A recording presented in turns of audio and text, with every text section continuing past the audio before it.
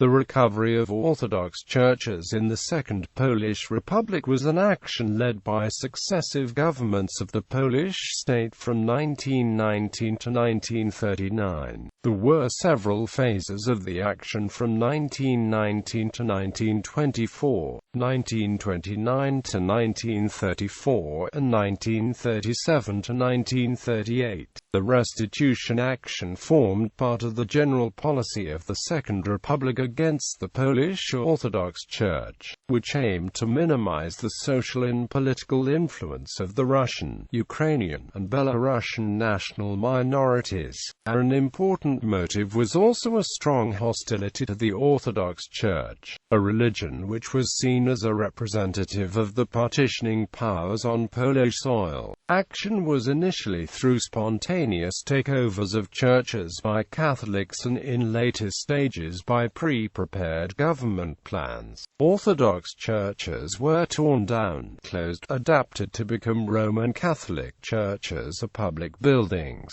According to surviving documents from 1937 to 1938, the goal was total Polonization of areas west of the Bug River and to maximize Polish cultural influences east of it. These plans were not implemented because of the outbreak of World War II and because of the attitude of the Orthodox Church. Legal status of the Orthodox Church. On December 16, 1918, the head of state issued a decree in which all assets of the Orthodox Church in Poland were put under the administration of the state. Formally, this step was justified by the need to protect the assets of churches abandoned after World War I. During the Peasants' II, the decree did not lose validity even when the population and Orthodox clergy returned to the occupied territories after the war, and after the March Constitution guaranteed freedom of religion. Consent to reopen churches and the use for the purpose of worship was issued by the state administration and could not be granted without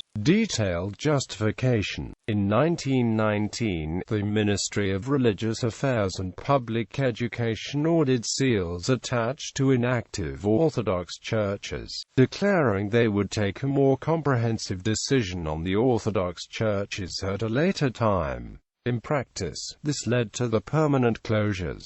A July 9, 1919 decree extended this to lands joined to Poland after the Treaty of Riga. A second decree, the Regulation Commissioner General Directorate of Civil Eastern Territories of October 22, 1919, known as the Lex Olegowski, only related to areas east of the Bug River. It commanded the return of all church buildings to be operated by the Roman Catholic Church. However, it did not address the issue of churches belonging to the Eastern Catholic Churches. Some problems relating to the nationality of the church buildings that had been taken also developed in 1922's temporary regulations on the relationship of government to the Orthodox Church in Poland, which mainly dealt with issues of liturgical language, meeting organization, conventions, diocesan councils, territorial division of the diocese, education, clergy and Orthodox co-fraternities.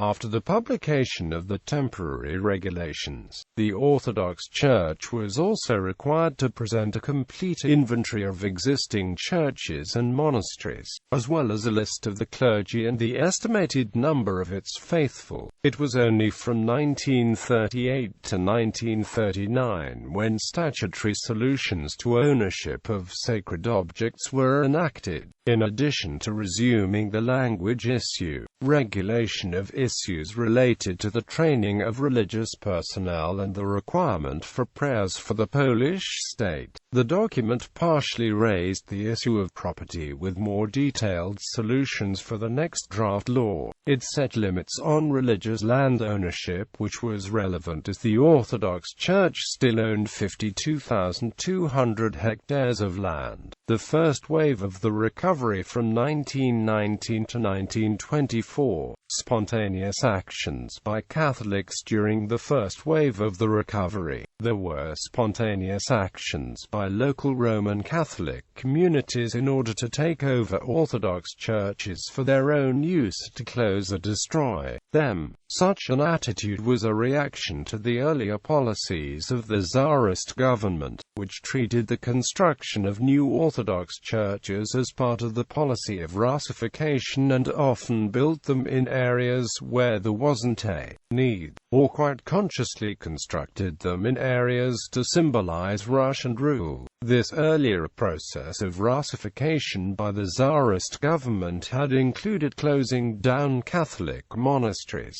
officially banning the building of new churches and giving many of the old ones to the Russian Orthodox Church, and banning Catholic schools. The acts of retribution were not done with state or local authority consent, but in some cases they were approved by church authorities. In some areas, the latter encouraged the faithful to take over churches. The Bishop of Podlaski, Henryk Przezdzicki, issued a special decree on December 11, 1918, which called for the priests of his diocese to immediately restore to the Roman Catholic Church all Orthodox churches which had been originally established as Catholic churches. He also ordered the immediate reopening of all Roman Catholic churches and chapels closed by the Tsarist authorities. The response to the bishop's call was so great that by 1920, Przezdzicki changed his ordinance, leaving the decision open on the fate of specific objects seized from the Orthodox Church. Performing these actions was much easier after World War I and the October Revolution because the Orthodox Church was in organizational chaos.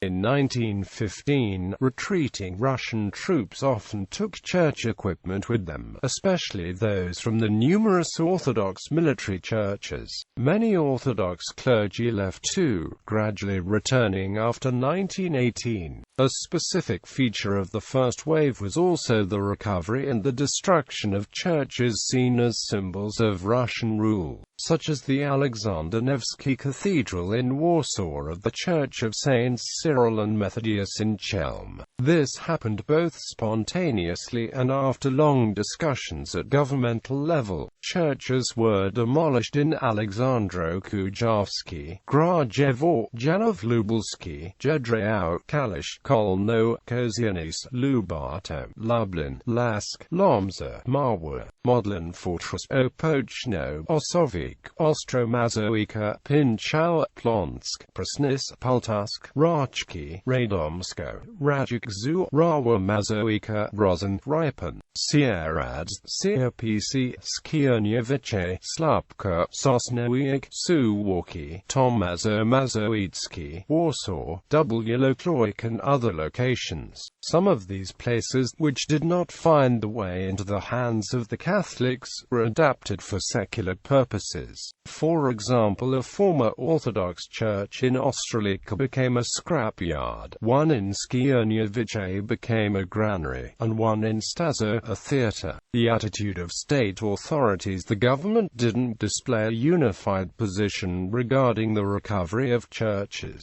Political pressure and pressure from the Catholic Church came in the initial stages, when specific inquiries about the fate of the Orthodox Church were considered to favor Catholics. The government was often not thought to have any opinion, which allowed for spontaneous solutions to the problem. The belief of a government bias against it caused much bitterness within the Orthodox Church. In practice, the Polish government sought to limit any possible influence of the Orthodox Church, minimizing the number of active parishes and Polonizing Orthodox churches associated not only with the Tsar, but, as time went on, to an even greater extent, with the Ukrainian national movement. Thus, there were differences in policies for the individual regions. The areas inhabited by an overwhelming majority of Orthodox believers were not massively Catholicized. However, measures were carried out to subordinate the hierarchy of the Orthodox Church. On the other hand, they totally tried to deny the Orthodoxy in Chelm and Podlasie. according to the declaration by Lublin Governor Stanislaw Moskilewski, who in 1921 announced that the country west of the Bug River was purely Polish. In a similar vein, the MWRIOP commented in a February 5, 1924, letter that the Lublin province should strive to Polonize Orthodoxy or displace it in favor of the Roman Catholic Church. Earlier, in 1919, it was established that 5,000 faithful was the norm for the creation of permanently functioning Orthodox parish, while removing the clergy of a closed church would hold back the local population from demanding that it reopen. Back in the 1920s, there were cases where a church which had been closed at the request of the population would reopen for a particularly important holiday. Then the practice disappeared because, according to the governor of Lublin, such temporary openings evoke bitterness in the population and unwanted reflections. Another constant feature of state policy towards the Orthodox Church was not issuing construction permits for new churches or for the renovation of existing ones damaged during World War I. Only the governor of the Volyn province, Henryk Józefski, inquired of the MWRIOP whether it could not be more flexible to approve applications for the construction of houses of prayer. This eventually earned a command to send any application that the office deemed appropriate in for evaluation at a central level. The minister stated that MWRIOP in principle is opposed to the erection of new houses of worship in places where a fixed pastoral base is provided for. In 1921, the MWRIOP completed work on the first draft of the Act completing the issue of the Church, which clearly resolved the issue of ownership of Roman Catholic and Eastern Catholic churches in favor of the Roman Catholic Church, and the ministry reserved the right to decide the fate of any church built on state land with state funds or from contributions of the population. The government discussed this project on December 15, 1921, but in fear of the outbreak of mass Orthodox discontent, completely abandoned its consideration. The text was then supplemented with a caveat that a church, even located in a former Catholic church, can remain in the hands of the Orthodox Church if it is actively used by the Orthodox community. This solution, however, was conditional on the consent of the bishop of the appropriate Catholic diocese. However, on May 24, 1921, progressive recovery actions in the Lublin region and local interfaith relations exacerbated the situation to such an extent that the MWRIOP had to not only prohibit further occupation of the churches, but also suspend the execution of orders already obtained by Catholics. The relevant regulation was sent to provincial governors. Despite this, proposals and memoranda concerning churches were still received subsequently and had repeated conflicting situations, although on a smaller scale. The most famous location transferred to Catholics after the formal termination was the recovery of a monastery in Zahorawi. In 1925, the Presidium of the Council of Ministers adopted theses responding to the problem of the recovery of the current state of possession of churches, with the Orthodox churches and Catholic churches resolving future disputes by mutual agreement, the acquisition of inactive churches by the government, and opening closed churches in the case of real needs of the local community. Declarations of religious liberty and the equality of the two religions, however, had practical consequences. The document was rejected by Bishop Henryk Przezdzicki. Przezdzicki was also outraged by the placing of the two religions on the same level. The case for recovery in the same. The problem of church ownership was repeatedly on parliamentary agendas, being raised by different groups. On July 28, 1922, at the request of the Administrative Commission, the Sejm adopted a resolution in which the government was called upon to submit a resolution which would regulate the issue issue of the return of Catholic objects confiscated by the Tsarist regime. Since it did not have an adequate resolution, the Committee on the Constitution began to receive large numbers of letters about specific churches and monasteries, written by local Catholics. The Commission moved debate on the issue in the Sejm to the 8th of February 1924. The result was resolutions in the first Parliament demanded a law regulating the issue, and the second individual administration confirmed recovery of a Catholic church in Lusk. Ukrainian MPs demanded a third resolution, which asked for Parliament to refrain from further Orthodox property acquisitions until the publication of the relevant act. This proposal was rejected. The reaction of the Orthodox Church and the faithful, the reactions of the population and the Orthodox clergy to the restitution actions was varied. Reclamation of some churches wasn't met with resistance because they were closed, especially in the case of Orthodox churches taken and converted from earlier Roman Catholic or Eastern Catholic churches. Actions only triggered strong controversy in areas inhabited by a large percentage of the Orthodox Church followers, where controversial facilities were actively being used by the local population. Both sides tried to gain the support for its case with the local authorities and the government, writing memoranda and relying on the harm suffered in the past by the guaranteed freedom of religion. The Orthodox faithful also had the support of Belarusian and Ukrainian organizations, which strengthened the case in Polish national policy. The Lublin provincial governor stated that the issue of closed churches is the starting point of action of anti-state subversive elements, preying on the dissatisfaction of the population, as well as Ukrainian nationalists seeking influence among the population. There were often clashes and the destruction of Orthodox property, and people were wounded and arrested. In 1919, during the forced retaking of the Narodzenia-Bogrodzy Synagogue Orthodox Church in Chelm, a mob destroyed the tombs of Orthodox and Eastern Catholic bishops. In turn, the church's ordination ceremonies at Catholic churches were often arranged in very sumptuous ways,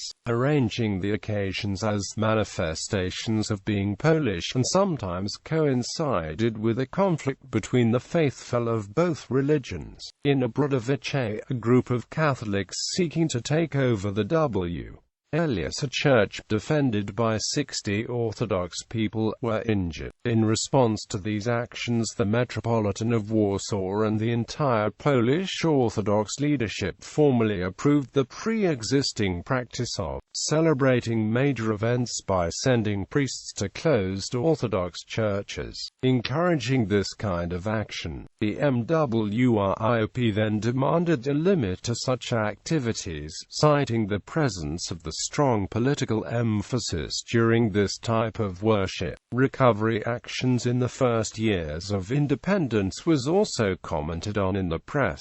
Leon Radziejowski, in a Rzeczpospolita article titled "Playing with Fire," noted that while the actions of Tsarist authorities taking Catholic churches was illegal, the issue of the fate of the controversial buildings directly threatened to have an undermining internal effect. Critical voices on the recovery of churches also appeared in the pages of the foreign press. The result of the first wave of the recovery, according to estimates by the ministry in 1914, 630 Orthodox churches operated in Polish lands located in former Eastern Catholic premises, and 240 were formerly Roman Catholic churches. In the course of actions to reclaim churches, Roman Catholics took over 175 originally Eastern Catholic churches, and 140 formerly Roman Catholic churches.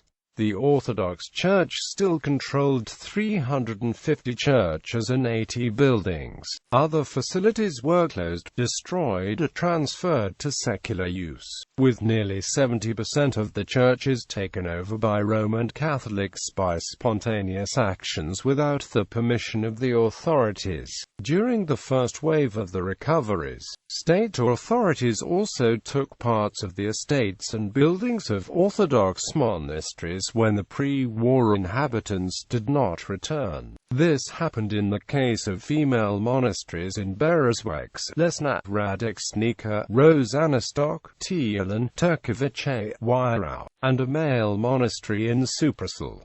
In turn, the Roman Catholic Church proclaimed a female monastery, St. Mariae Magdalene in Vilnius, the Church of St. Mykola in Dubno, and buildings in Volodymyr Volinsky and Zahorovnoe. Konstantin Srakovsky, reporting to Prime Minister Vladislav Sikorski on the final results of the actions, did not speak enthusiastically about them and wrote that the Catholic rationale for actions east of the Bug River, whose population had an Orthodox majority, became increasingly more slender and doubtful.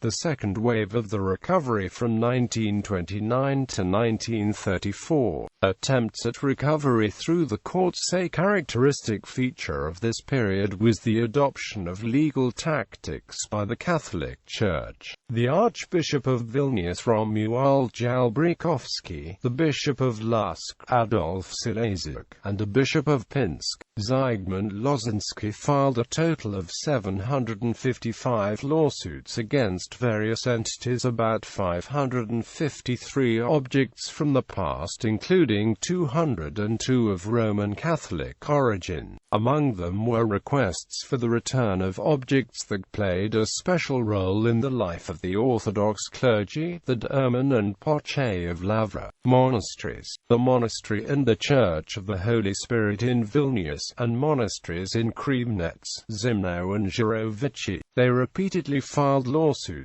related to churches in villages with an overwhelming majority of Orthodox people, or places that throughout their entire existence were Orthodox. The Catholic Church was well aware that if the Orthodox Church conceded to all illegal actions, it would deprive them of a third of the religious buildings in the possession. The Catholic news agency, commenting on the case, allowed for the possibility that civil unrest would result, but constantly emphasized the need to redress wrongs suffered in the time of the annexation. They did realize, however, that the number of lawsuits caused issues with not only the Orthodox, but caused doubts among the Catholic faithful, so they issued large numbers of brochures arguing that it was possible to retransfer disputed objects, and that they would abandon pastoral work in places where there were no Catholics. Discussion on restitution was even more lively than during the first wave of church acquisitions, and at the same time the issue of property of the Eastern Catholic Church was raised, questioning the right of Roman Catholics to take over those objects which should legally have been returned to the Eastern Catholic Church. The Roman Catholic Church created a bad impression by their undervaluations of the disputed objects. For example, the Poche of Lavra monastery and its assets were valued at 2,000 zloty. In their actions, the Roman Catholic Church in Poland got clear support from the Holy See, but the Greek Orthodox Metropolitan Andrzej Szaptycki warned against new religious coercion. To defend themselves, the Metropolitan of Warsaw Dionysi published a special pastoral letter, in which he called upon the faithful to raise money for the legal defense. The act of raising funds also involved the clergy, and a committee coordinating all activities was appointed. Publicly, Catholic bishops justified the lawsuits by consistently claiming that their only concerns were buildings which historically and legally belonged to the Roman Catholic Church.